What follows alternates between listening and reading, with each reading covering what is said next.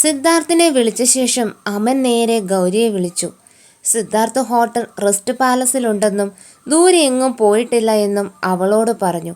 അത് കേട്ടതും അവൾക്ക് ശ്വാസം തന്നെ നേരെ വീണു. അവൾ ക്ലോക്കിലേക്ക് നോക്കുമ്പോൾ സമയം ഏകദേശം 7 മണിയോടടുത്തിരുന്നു. സിദ്ധാർത്ഥ് കൃത്യം 8:30 ഭക്ഷണം കഴിക്കാറുള്ളതാണ്. പുറത്തുനിന്നുള്ള ആഹാരം വലിയ താല്പര്യമില്ലാത്ത ആളുമാണ്. എനിക്കെന്തായാലും ഇന്ന് സിദ്ധാർത്ഥിനെ കണ്ട് ഒരു ക്ഷമ പറഞ്ഞല്ലാതെ ഒരു മനസമാധാനവും ഉണ്ടാവില്ല.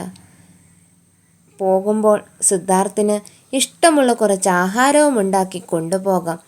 അതോർത്തപ്പോൾ അവളുടെ ചുണ്ടിൽ ഒരു ചെറു പുഞ്ചിരി വിരിഞ്ഞു. ഇന്നത്തെ അവളുടെ പാചകത്തിൽ അവനോടുള്ള സ്നേഹവും ക്ഷമയും എല്ലാം നിറഞ്ഞിരുന്നു. വീട്ടിൽ നിന്നും ഇറങ്ങാൻ നേരം അവൾ അവൻ്റെ ഫോണിലേക്കൊരു മെസ്സേജ് അയച്ചു. സോറി സിദ്ധാർത്ഥ്. മെസ്സേജ് നോട്ടിഫിക്കേഷൻ വന്നതും സിദ്ധാർത്ഥ് ഫോണിലേക്ക് നോക്കിയപ്പോൾ അവളുടെ മെസ്സേജ് കണ്ടു. പക്ഷേ അവൻ ചാറ്റ് ബോക്സ് ഓപ്പൺ ആക്കേണ്ട.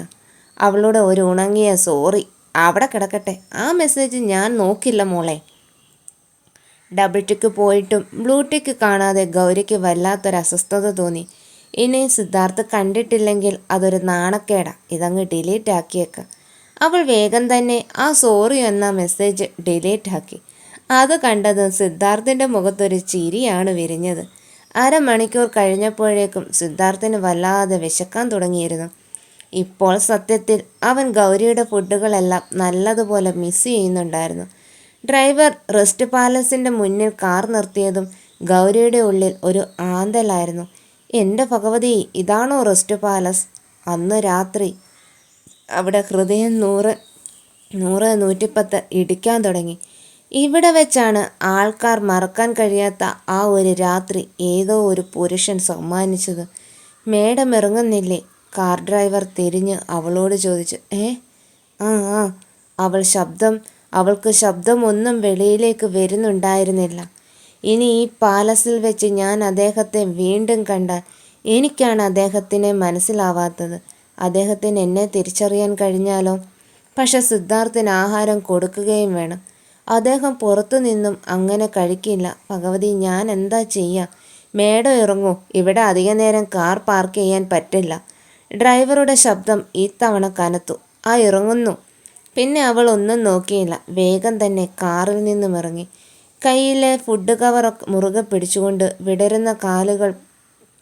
വിറയ്ക്കുന്ന കാലുകൾ പറക്കി വെച്ച് അവൾ മുന്നോട്ട് നടന്നു. റെസ്റ്റ് പാലസിലെ ഒരു മുൻപടികളും കയറുമ്പോഴും അവളുടെ ഉള്ളിൽ ഒരു ആന്തലായിരുന്നു. വേഗം തന്നെ അവൾ റിസപ്ഷൻ ഏരിയ ലക്ഷ്യമാക്കി നടന്നു. അവളുടെ ഹൃദയം ഭയം കൊണ്ട് മിടിക്കാൻ തുടങ്ങിയിരുന്നു. അവൾ സിദ്ധാർത്ഥിൻ്റെ റൂമിലേക്ക് പോകാനായി ലിഫ്റ്റിൽ കയറി. 3 നിലയിൽ ലിഫ്റ്റ് നിന്നതും അവൾക്ക് ഭയം ഇരച്ചു കയറി. ഇവിടെ നിന്നുമാണ് അവൾ ആ രാത്രിക്ക് ശേഷം ഇറങ്ങിയോടിയത്. ഇപ്പോഴും അവൾക്കതെല്ലാം ഓർമ്മയിൽ തെളിഞ്ഞു. പെട്ടെന്നാണ് അവൾക്ക് മുന്നിൽ പരിചയമുള്ള 2 മുഖങ്ങൾ അവൾ കണ്ടത്. ഒന്ന് ആതിരയും അവളുടെ അമ്മ ശില്പയുമായിരുന്നു. ഗൗരിയെ അല്പം ദൂരെ നിന്നും കണ്ട ശില്പ ആതിരയോട് പറഞ്ഞു, എടി മോളെ, ആ നശിച്ചവൾ ദാ വരുന്നു. അപ്പോഴാണ് ആതിര ഗൗരിയെ കണ്ടത്. അമ്മായിയെയും ആതിരയും കണ്ട് ഗൗരിയുടെ മുഖത്തൊരു പുച്ഛം മാത്രമായിരുന്നു. അവർ ഇരുവരെയും മൈൻഡ് ചെയ്യാതെ മുന്നോട്ട് നടന്നു. അവിടെ നിൽക്കടി. ശില്പ അവളുടെ കയ്യിൽ ബലമായി പിടിച്ചു നിർത്തി. നിനക്കിപ്പോൾ ഇവിടെയാണോ പണി? ഒരു പുച്ഛം നിറഞ്ഞ ചോദ്യം ശില്പ ഗൗരിക്ക് നേരെ പായിച്ചു. അവൻ ശില്പയുടെ കൈ തട്ടി മാറ്റാൻ നോക്കിയെങ്കിലും ആ പിടുത്തം നന്നേ മുറുകിയതായിരുന്നു. അമ്മായി, എൻ്റെ കയ്യിൽ നിന്നും വിട്. അയ്യോടാ, ഞാൻ നിൻ്റെ അമ്മായിയാണെന്ന് നിനക്ക് മനസ്സിലായോ? കാക്ക ഏത് കുളത്തിൽ പോയി കുളിച്ചാലും കൊക്കാവില്ലല്ലോ അമ്മായി. അതുപോലെയാണ് നിങ്ങളുടെ കാര്യം. എത്ര പണം കൊടുത്തു മുഖം പുട്ടിയിട്ടും കൂടിയാലോ നിങ്ങളുടെ സ്വഭാവത്തിൽ വലിയ മാറ്റമൊന്നും വരില്ലല്ലോ. എന്താടി നീ പറഞ്ഞത്? ഞാൻ കാക്കയാണെന്നോ? അമ്മായി, എന്നെ വിട്, എനിക്ക് പോണം. നീ എങ്ങോട്ടും പോവില്ല. നീ ഇനി ഞങ്ങളുടെ കൂടെ ഞങ്ങൾ പറയുന്നത് പോലെ ജീവിക്കും അല്ലേ മോളെ? ആ സ്ത്രീ ആതിരയെ നോക്കി ചോദിച്ചു. അതെ അമ്മേ, ഇവൾ കാരണമാണ് നമ്മുടെ ബിസിനസ് ഇപ്പോൾ ഒന്നും അല്ലാത്ത അവസ്ഥയിൽ നിൽക്കുന്നത്. ഇവളെ കിട്ടിയാൽ നമ്മൾ പിന്നെ ഒരിക്കലും ബുദ്ധിമുട്ടേണ്ടി വരില്ല. ചത്താലും ഇനി ഒരിക്കലും നിങ്ങളുടെ അടുത്തേക്ക് ഈ ഗൗരി വരില്ല. അയ്യോടാ, നീ വരണ്ട, നിന്നെ കൊണ്ടുപോകാൻ ഞങ്ങൾക്കറിയാം. ഇങ്ങ് വാടി. ശില്പ അവളുടെ കയ്യിൽ പിടിച്ചു വലിച്ചുകൊണ്ട് മുന്നോട്ട് ആഞ്ഞു. എൻ്റെ കയ്യിൽ നിന്നും വിടാനാണ് അമ്മായിയോട് പറഞ്ഞത്. അവൾ കരഞ്ഞുകൊണ്ട് പറഞ്ഞു. ഓ പിന്നെ നീ അങ്ങ് പറയുമ്പോഴേക്കും ഞാൻ വിടുമെന്ന് കരുതിയോടി നശിച്ചവളെ. നീ ആളുകൾ വരും മുന്നേ ഇങ്ങോട്ട് വാടി നീ. ശില്പ അവളെ പിടിച്ചു വലിച്ചുകൊണ്ട് ലിഫ്റ്റിന് നേരെ നടന്നു. പെട്ടെന്നാണ് അവർക്ക് മുന്നിലേക്ക് അവരെ തടഞ്ഞുകൊണ്ട് കൈ ഉയർത്തി അവർക്ക് മുന്നിൽ വന്ന് നിന്നത്. അയാളെ കണ്ടതും ആതിരയുടെ ഹൃദയം ഒന്ന് പിടച്ചു. സ്വൽ അമ്മായിയുടെ ഓരം ചേർന്ന് നിന്നു. എന്നാൽ ശില്പയ്ക്ക് ആളെ മനസ്സിലായില്ല. ഗൗരി അവനെ കണ്ടതും ഉള്ളു നിറഞ്ഞു ചിരിച്ചു. ആ ചിരിയുടെ കൂടെ അവളുടെ കണ്ണുകൾ നിറഞ്ഞു. സിദ്ധാർത്ഥ് നേരെ ശില്പയ്ക്കും ഗൗരിക്കും ഇടയിലായി നിന്നു. കൈയെടുക്ക്. സിദ്ധാർത്ഥ് ഗൗരിയുടെ കയ്യിൽ മുറുക്കി പിടിച്ച കൈ നോക്കിക്കൊണ്ട് പറഞ്ഞു. നീ ഏതാടാ ചെറുക്ക? ശില്പ അരിശത്തിൽ ചോദിച്ചു. ഞാൻ ആരേലും ആവട്ടെ, അവളുടെ കയ്യിൽ നിന്നും വിടാനാണോ പറഞ്ഞത്? എടാ ചെറുക്ക, ഇത് എൻ്റെ മരുമകളാണ്. ഞാൻ ഇവളുടെ അമ്മായിയും. എനിക്ക് ഇവളെ കൊണ്ട് പോകാനുള്ള എല്ലാ അവകാശവുമുണ്ട്. നീ അങ്ങ് മാറി നിൽക്ക്. ഓഹോ, എന്നേക്കാൾ കൂടുതൽ നിങ്ങൾക്ക് ഇവളിൽ അവകാശമുണ്ടോ അമ്മായി? ആതിര ഭയത്തിൽ ഉമിനീരിറക്കിക്കൊണ്ട് അമ്മയെ തോണ്ടി. അമ്മ, അവളുടെ കൈ വിട്. നീ ആരെയാ പേടിക്കുന്നത് മോളെ? ഞാനില്ലേ അമ്മേ. ഇതാരാണെന്ന് അമ്മയ്ക്കറിയുമോ?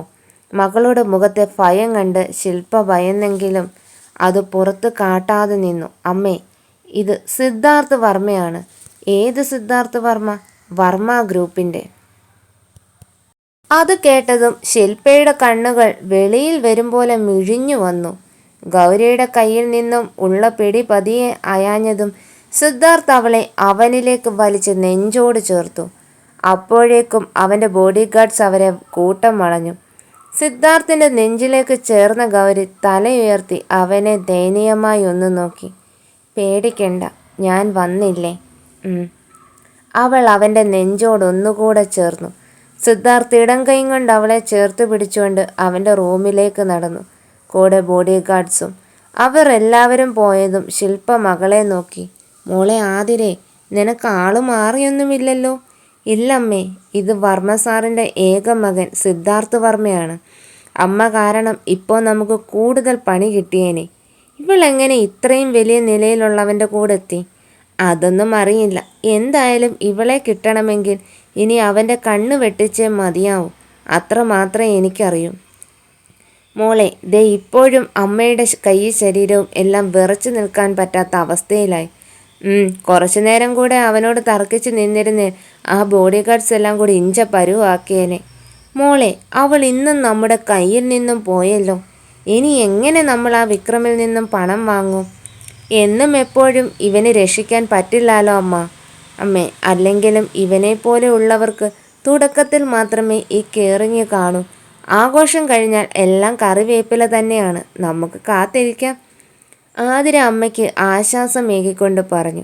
ഗൗരിയുമായി റൂമിലേക്ക് കയറിയതും സിദ്ധാർത്ഥ് അവളെ അവരിൽ നിന്നും വേർപ്പെടുത്തി ബെഡിലേക്ക് ആഞ്ഞു തള്ളി. നീ എന്താ ഇവിടെ? കോപം കൊണ്ട് സിദ്ധാർത്ഥ് ചോദിച്ചു. അത് പിന്നെ അവൾക്ക് ഭയം കാരണം ഒന്നും പറയാൻ പറ്റുന്നില്ലായിരുന്നു. നിന്നോടാ ചോദിച്ചേ, നീ എന്താ ഇവിടെയെന്ന്. ഞാൻ നിങ്ങളെ കാണാൻ. എന്തിന്? ഞാൻ നിന്റെ ആരുമല്ല എന്ന് നാഴികയ്ക്ക് 40 വട്ടവും നീയല്ലേ പറയുന്നത്? സിദ്ധാർത്ഥ്, സോറി, ഞാൻ അറിയാതെയാണ് അങ്ങനെ ചെയ്തത്. അവൻ കൈ ഉയർത്തി അവളുടെ സംസാരത്തെ തടഞ്ഞു. അവളുടെ അടുത്തേക്ക് ചെന്ന് അവളുടെ ഇരു തോളിലായി മുറുകെ പിടിച്ചുകൊണ്ട് പറഞ്ഞു. നീ എനിക്ക് വെറും കരാർ ഭാര്യ മാത്രമാണ്. അതിൽ കൂടുതൽ ഒരു ബന്ധവും നീയും ഞാനും തമ്മിലില്ല. മേലിൽ ഇങ്ങനെ ഓരോന്നും പറഞ്ഞ് കാണാൻ നീ വന്നു പോകരുത്.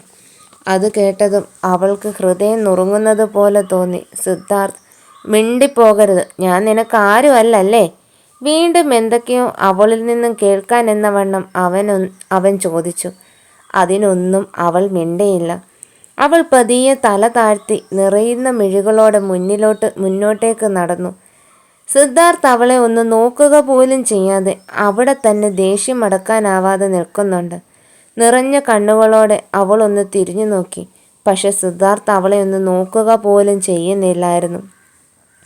അവൾ കരഞ്ഞുകൊണ്ട് മൗനിയായി റൂമിൻ്റെ ഡോർ തുറന്ന് പുറത്തേക്ക് ഇറങ്ങി നടന്നു. സത്യത്തിൽ ആ ഒരു വ്യക്തിയെ നിനക്ക് തീരെ ഓർമ്മയില്ലേ? ഇല്ല സിദ്ധാർത്ഥ്, മരിച്ചുപോയ എൻ്റെ അമ്മയും അച്ഛനുമാണ് സത്യം. ഒരിക്കൽ പോലും അദ്ദേഹം ആരാണെന്ന് നിനക്ക് അറിയാൻ നിനക്ക് ആഗ്രഹമുണ്ടായിട്ടില്ലേ? ഇല്ല.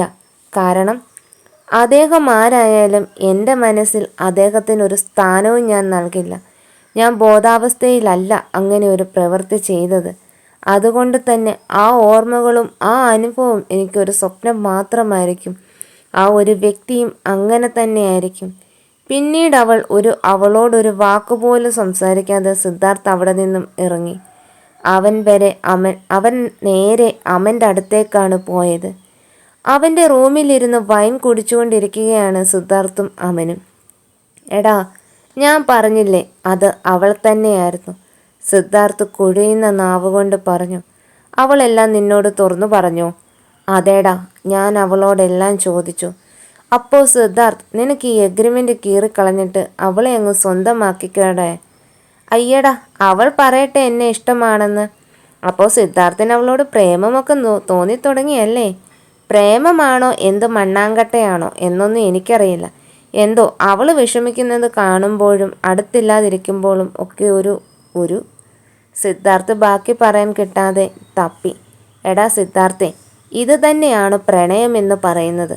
കാണാതിരിക്കുമ്പോൾ കാണാൻ തോന്നുന്നു, അവളില്ലാതെ പറ്റില്ല എന്ന് തോന്നുന്നു. അവളുടെ വിഷമം കാണുമ്പോൾ വിഷമം തോന്നുന്നു. ഇതൊക്കെയാണ് മോനെ പ്രണയം. അല്ലാതെ എനിക്ക് പൈസ അയച്ചേ എന്ന് പറഞ്ഞ് നടന്ന നിന്റെ അനന്യയുടെ അല്ല പ്രണയം. പക്ഷെ അവൾ ഇടയ്ക്കിടയ്ക്ക് എഗ്രിമെൻ്റ് കരാറിൻ്റെ കാര്യം പറയുന്നുണ്ടടാ. അത് കേൾക്കുമ്പോഴാണ് മനുഷ്യന് അടിമുടി വിറച്ചു വരും. എടാ, അത് പെണ്ണുങ്ങളുടെ ഒരു സൈക്കോളജിയാണ്. ആ എഗ്രിമെൻ്റ് വെറുതെ ആണെന്ന് പറയിപ്പിക്കാനുള്ള ഒരു ഐഡിയ മാത്രം. അവൾ ഇങ്ങനെ ആ എഗ്രിമെൻ്റ് കാര്യം പറയുമ്പോൾ നീ എന്താ അവളോട് പറയാറ്? ഞാൻ പറയും, നീ അത് തന്നെ ഇടയ്ക്കിടയ്ക്ക് ഓർമ്മിപ്പിക്കേണ്ട. എനിക്കറിയാം നിന്നെ പറഞ്ഞു വിടേണ്ട സമയമാകുമ്പോൾ വിടാമെന്ന്. ബെസ്റ്റ്. അവിടെയാണ് നിനക്ക് ഫോൾട്ട് പറ്റുന്നത്. അവൾ നിന്റെ അടുത്തു നിന്നും ആഗ്രഹിക്കുന്നത് അങ്ങനെയൊരു മറുപടിയല്ല. പകരം എഗ്രിമെൻ്റ് കരാർ അത് പോട്ടെ പുല്ലെന്ന് കേൾക്കാനാണ് അവൾ ആഗ്രഹിക്കുന്നുണ്ടാവുക. നീ എപ്പോഴും എൻ്റെ കൂടെ വേണം എന്നുള്ള വാക്ക് അവൾ കേൾക്കാൻ ആഗ്രഹിക്കുന്നുണ്ടാവും. നീ അത് പറഞ്ഞ നിങ്ങളുടെ കാര്യങ്ങളെല്ലാം സെറ്റാവും. അങ്ങനെ ഞാൻ അവൾക്ക് പിടികൊടുക്കില്ല. അവളെ ഞാൻ പേടിപ്പിച്ച് അവസാനം ഞാൻ പറയും, എടി മണ്ടി പെണ്ണെ, ഐ ലവ് യു എന്ന്. എൻ്റെ മോനെ, സിദ്ധാർത്ഥിനും പറയേണ്ടതുപോലെ പറയാനറിയാം. കുറച്ചു നേരം കഴിഞ്ഞ് രാത്രിയോടെയാണ് സിദ്ധാർത്ഥ് ഹോട്ടൽ റൂമിലേക്ക് വന്നതും അവൻ ഗൗരിയോടായി പറഞ്ഞു, ഗൗരി താനൊന്ന് റെഡിയായി വാ, നമുക്ക് പുറത്തു പോയി ഫുഡ് കഴിക്കാം. ഗൗരി റെഡിയായി ഇറങ്ങിയതും സിദ്ധാർത്ഥ് റൂബിക്ക റെസ്റ്റോറൻറ്റിലേക്ക് കാർ ഓടിച്ചു. റെസ്റ്റോറൻ്റ് എത്തിയതും സിദ്ധാർത്ഥ് അവളോട് ചോദിച്ചു, തനിക്ക് വിശക്കാൻ തുടങ്ങിയോ?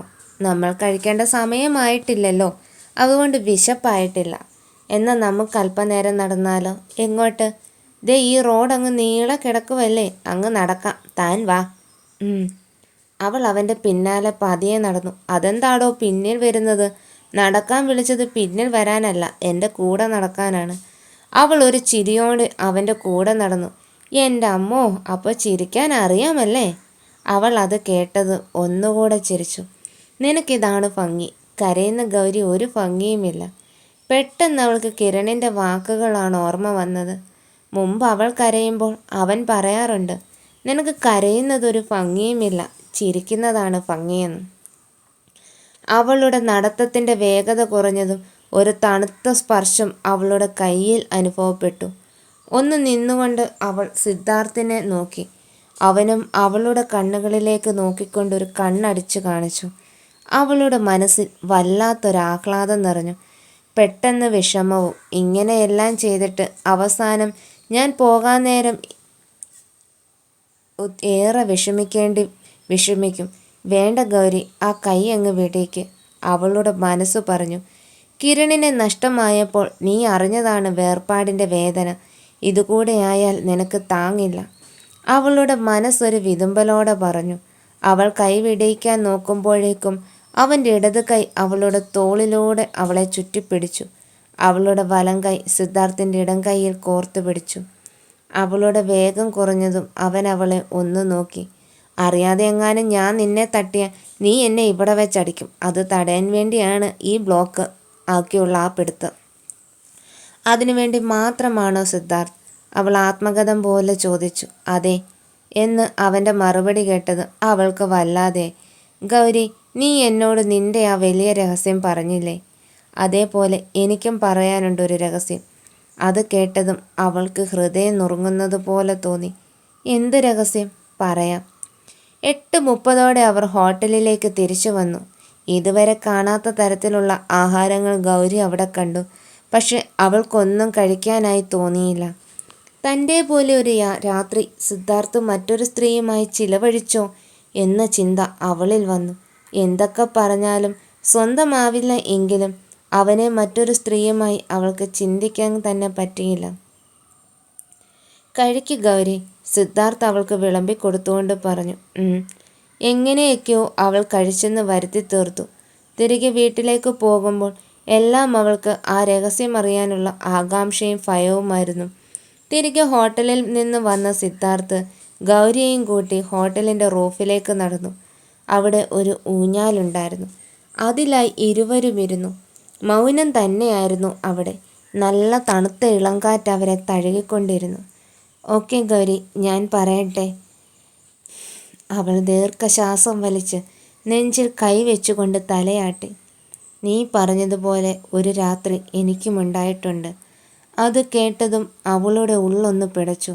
ഒരു മദ്യലഹരിയിൽ ആരാണെന്ന് പോലും അറിയാത്ത ഒരു പെൺകുട്ടിയുമായി ഞാൻ എല്ലാം കൊണ്ടും ഒന്നായിട്ടുണ്ട്. അത് കേട്ടതും അവൾക്ക് ഈ ഭൂമി പിളർന്ന് താഴേക്ക് പോയിരുന്നേൽ എന്ന് വരെ തോന്നി. അവളുടെ കൈകളെ പിടിച്ചുകൊണ്ട് സിദ്ധാർത്ഥ് പറഞ്ഞു, ആ പെൺകുട്ടിയെ ഞാൻ കണ്ടെത്തി. സിദ്ധാർത്ഥ് പറഞ്ഞതും അവൾ അവനെ നോക്കി. അവൻ്റെ മുഖത്തൊരു ചിരിയായിരുന്നു അപ്പോൾ.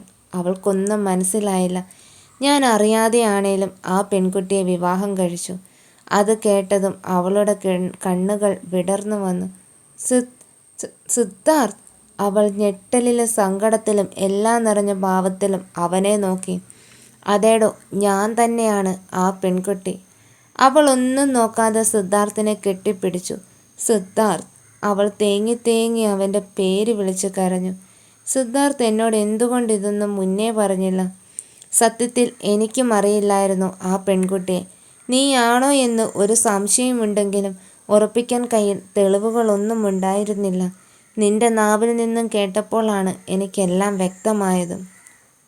സിദ്ധാർത്ഥ്, ദയവ് ചെയ്തതൊന്നും ആരും അറിയരുത്. നമ്മളിൽ തന്നെ ഒതുങ്ങി കേട്ടോ. ഒരിക്കലും ഇതിൻ്റെ പേരും പറഞ്ഞ് നിങ്ങളെയും നിങ്ങളുടെ ജീവിതത്തെയും ഞാൻ നശിപ്പിക്കാൻ വരില്ല. അത് തന്നെയാണ് എനിക്കും വേണ്ടത്. ഒരിക്കലും അനന്യ ഇത് അറിയരുത്. അവൾ അറിഞ്ഞാൽ പിന്നെ ഞങ്ങളുടെ വിവാഹവും ഒപ്പമുള്ള ജീവിതവും നടക്കില്ല. സിദ്ധാർത്ഥ് ഉള്ളിൽ ഗൗരിയെ ആക്കി ചിരിച്ചുകൊണ്ട് പറഞ്ഞു. ഇല്ല സിദ്ധാർത്ഥ്, ഒരിക്കലും ഞാൻ അറിയിക്കില്ല. എന്നാൽ നിനക്ക് കൊള്ളാം. ഒടുക്കം ഒരു ഭീഷണി പോലെ അവൻ പറഞ്ഞു. എങ്കിൽ ഈ നെഞ്ചിൽ നിന്നും മാറ്. സിദ്ധാർത്ഥ് പറഞ്ഞതും അവൾ പിടഞ്ഞു മാറി. അനാവശ്യമായി ഇങ്ങനെ കെട്ടിപ്പിടിച്ച് എന്നെ പ്രലോഭിപ്പിക്കാനാണ് കരുതണ്ട. എൻ്റെ മനസ്സിൽ അനന്യ മാത്രമേ ഉള്ളൂ. എനിക്കറിയാം സിദ്ധാർത്ഥ്, ഈ ലോകത്ത് എനിക്ക് ഇപ്പോൾ നിങ്ങൾ മാത്രമേ വിഷമങ്ങൾ പറയാനുള്ളൂ. അറിയാതെ ചെയ്തു പോയതാണ്. അപ്പോൾ എനിക്ക് വിഷമങ്ങൾ ഉണ്ടായാൽ നിന്നെ കെട്ടിപ്പിടിക്കാമോ? അത് ചോദിച്ച് സിദ്ധാർത്ഥ് അവളെ ഒന്ന് നോക്കി. ഗൗരി എഴുന്നേറ്റ് പോകാൻ നോക്കിയതും അവൻ അവളെ പിടിച്ചു നിർത്തി. പറ, എനിക്ക് കെട്ടിപ്പിടിക്കാമോ എന്ന്. ഇല്ല എന്നർത്ഥത്തിൽ അവൾ തലയാട്ടി. അതെന്താ? വേണ്ട. സിദ്ധാർത്ഥ് അവളുടെ കവിളിൽ പതിയെ ഒന്ന് സ്പർശിച്ചു. ആ സ്പർശനം അവളുടെ ഹൃദയമിടിപ്പ് വർദ്ധിപ്പിച്ചു. അവൻ്റെ തള്ളവിരൽ കൊണ്ട് സിദ്ധാർത്ഥ് അവളുടെ ചുണ്ടിൽ അങ്ങോട്ടും ഇങ്ങോട്ടും പതിയെ ഉരസി. അവളുടെ കണ്ണുകൾ അറിയാതെ അടഞ്ഞു.